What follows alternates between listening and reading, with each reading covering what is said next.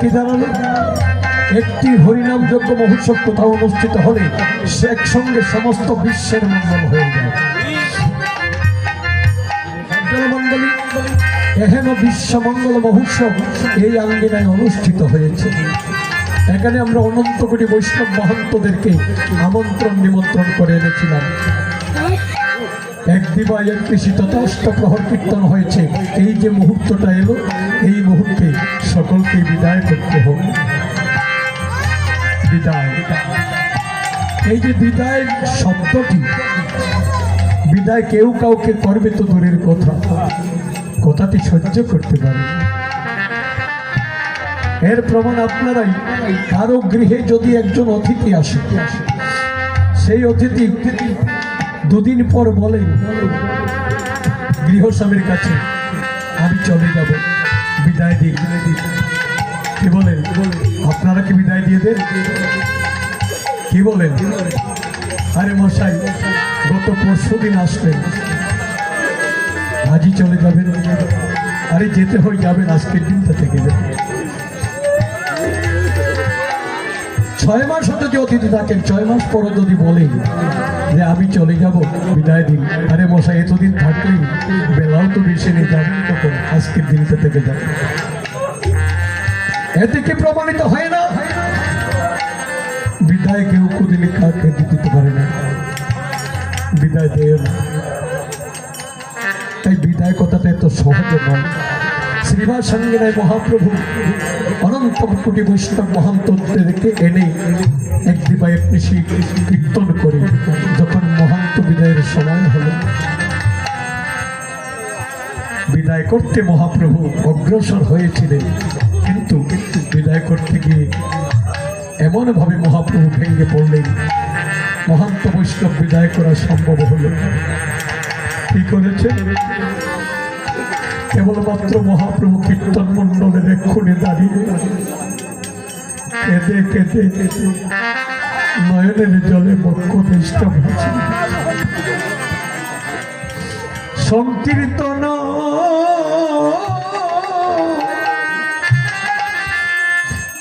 সমাধি এবার কাঁদে প্রভু নিরবধি। হরে সংকীর্তন সমাধি কাঁদে প্রভু হরে নিরবধি। সংকীর্তন সমাধি কাঁদে প্রভু নিরবধি। হরে সংকীর্তন সমাধি কাঁদে প্রভু নিরবধি। প্রভু রাখি জলে বক্ষ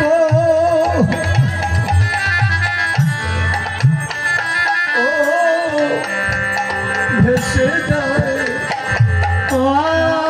প্রভু প্রভু রাখি জলে বক্ষ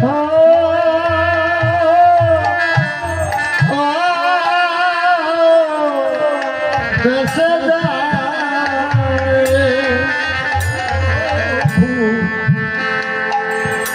আখি জলে বক্ষ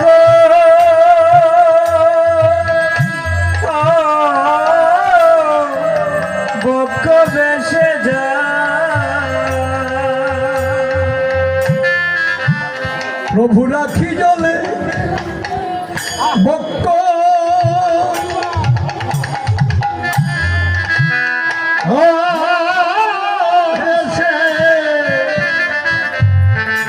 হে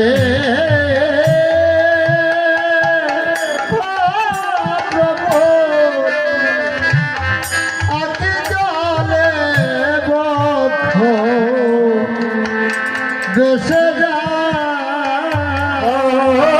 প্রভু আখি জলে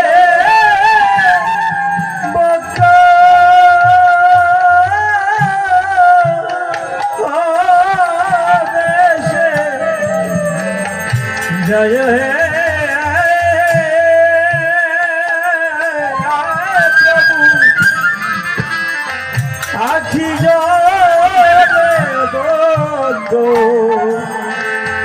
विजय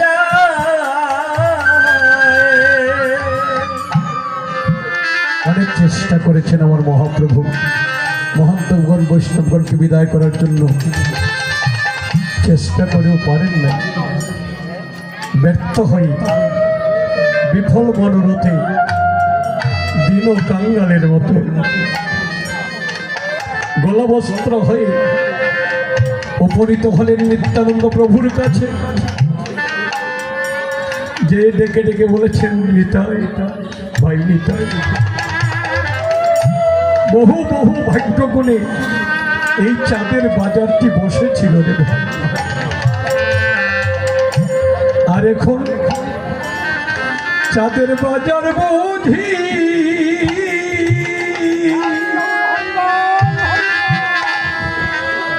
ভেঙ্গে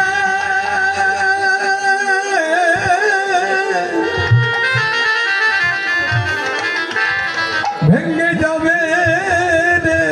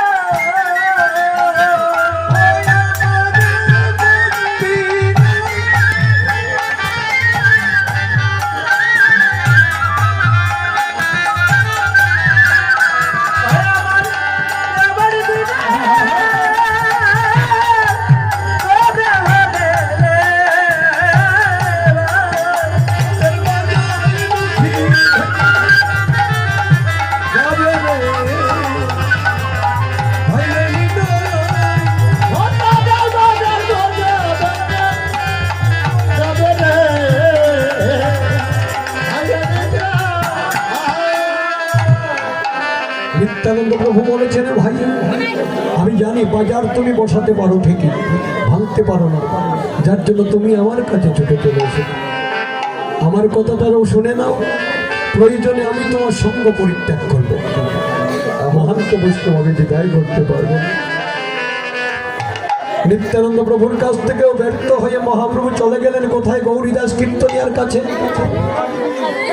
গৌরীদাস কীর্তনিয়ার কাছে যে যখন বলেছেন মহান্ত বৈষ্ণব বিদায়ের কথা, গৌরীদাস বলেছেন প্রভু আমিও পারবো না। কেন পারবো না?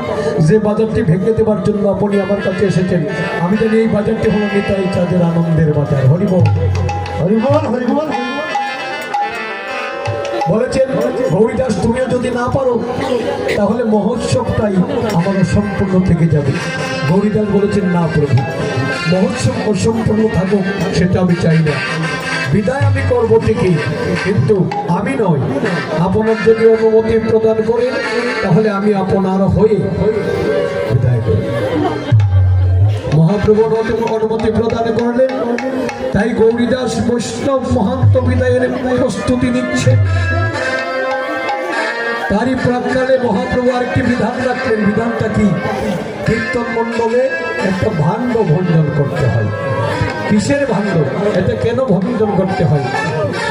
দেখুন, একদিন মা বসুমতী একটি গাভীরূপ ধারণ করে চলে গেলেন ভগবানের কাছে, যে বলেছেন হে ভগবান, তোমার কলির জীব আমার উপরে দাঁড়িয়ে কত অন্যায় কত অত্যাচার করে, আমি কিন্তু একটা নীরবে সহ্য করতে পারছি না। হে ভগবান, কলির জীবের হাত থেকে কি করে পরিত্রাণ পাবো তার একটি উপায় আমাকে করে দাও। ভগবান বলেছিলেন মা বসুমতী তুমি যখন আমার কাছে এসেছো, উপায় তো একটা হবে। যে কলির জীবের কথা তুমি বললে, এই কলির জীবের উদ্ধারের জন্য আমি ধরা যাবে গৌর রূপে অবতীর্ণ। একটি হরিনাম যজ্ঞ মহোৎসব করবো। মহোৎসবে অনন্ত কোটি বৈষ্ণব মহান্ত আসবে। কীর্তন শেষে মহান্ত বৈষ্ণব যখন বিদায় হয়ে যাবে, তারই প্রাক্কালে কীর্তন মণ্ডলে একটা ভাণ্ড ভঞ্জন করা হবে। এটি কিসের ভাণ্ড জানো? তোমারই মৃত্তিকা দ্বারা, অর্থাৎ তোমারই মাটি দ্বারা ভাণ্ডটি গঠন করা হবে। তুমি যখন গাভীরূপ ধারণ করে আমার কাছে এসেছো, তাতে থাকবে তোমারই দুগ্ধ, দধি, ঘৃত, সঙ্গে থাকবে মধু, তিল, হরিতকি, দুর্বা, তুলসী, হরিটাম। এইভাবে ভাণ্ডটি সাজানো হবে। বৈষ্ণব মহান্ত বিদায় প্রাক্কালে কীর্তন মণ্ডলে ভঞ্জন করা হবে। ভক্ত বৈষ্ণব পরে গড়াগড়ি যাবে। ভক্ত বৈষ্ণবের পরশে মা বসুমতী তুমি উদ্ধার হয়ে যাবে। একই কারণে গঙ্গা দেবীও গিয়েছিলেন। গঙ্গা দেবীকেও বললেন হরিনাম কীর্তন মণ্ডলে এই ভাণ্ড ভঞ্জনের পর ভক্ত বৈষ্ণব গড়াগড়ি দিয়ে তোমার উপরে এসে যখন অবগাহন করবে, অর্থাৎ স্নান করবে, হরিনাম সংকীর্তনে ধরিবে মা গঙ্গা তুমি উদ্ধার। তাই তো সজ্জন মণ্ডলী যতক্ষণ পর্যন্ত কীর্তন চলে ততক্ষণ পর্যন্ত বসুমতী উত্তপ্ত থাকে। যেই মাত্র ভাণ্ডটি ভঞ্জন হয়, ভক্ত বৈষ্ণব পরে গড়াগড়ি যান, বসুমতীও শান্ত হয়ে যান। তাই সজ্জন মণ্ডলী আজও সেই ব্যবস্থাটি হয়েছে। এই বিস্তারটা হলো আপনাদের কাছে অনুরোধ, আপনারা যে যেখানে বসা আছেন সবাই যার যার জায়গায় বসা থাকবেন। আমরা শুধু মধ্যের বিছানাটা উঠাবো।